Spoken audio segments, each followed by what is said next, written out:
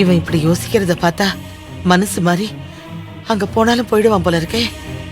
நேரடியா நாமளே இத பத்தி அவங்கிட்ட பேசிடலாம்.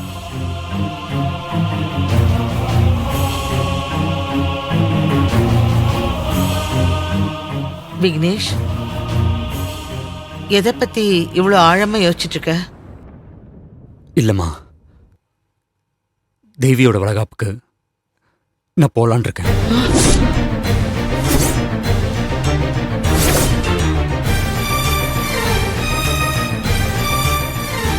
விக்னேஷ், என்னாச்சு உனக்கு? ஷாலினி வந்து கண்ணீர் விட்டு கதறின உடனே உன் மனசு அப்படியே இறங்கிடுச்சா?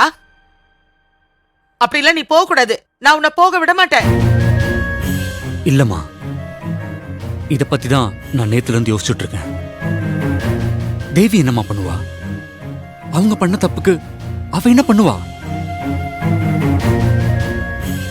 என் ஈகோவெல்லாம் தூக்கி போட்டுட்டு தேவிக்காக மட்டும் வளகாப்புக்கு போலான் இருக்கேன். விக்னேஷ், இது ரொம்ப பெரிய தப்பு. விக்னேஷ், நீ உன் அம்மாவை தோக்கடிக்க போறியா? எல்லாரும் முன்னாடி என்ன அவமானப்படுத்த போறியா? மா, இது உங்களை தோக்கடிக்கிறதுக்காகவோ இல்ல அவமானப்படுத்துறதுக்காகவும் நினைக்காதீங்க. நான் அங்க போறது தேவிக்காக மட்டும்தான். அவளை அழ வைக்க நான் விரும்பலமா. இது வரைக்கும் தேவி குடும்பத்துக்கும் நமக்கும் எந்த பிரச்சனை வந்தாலும் நான் தேவியை தான் பழி வாங்கிட்டு இருக்கேன்னு எனக்கே மனசுக்குள்ள உறுத்தலா இருக்குமா. அது ரொம்ப தப்புமா. அவ ரொம்ப நல்ல பொண்ணு.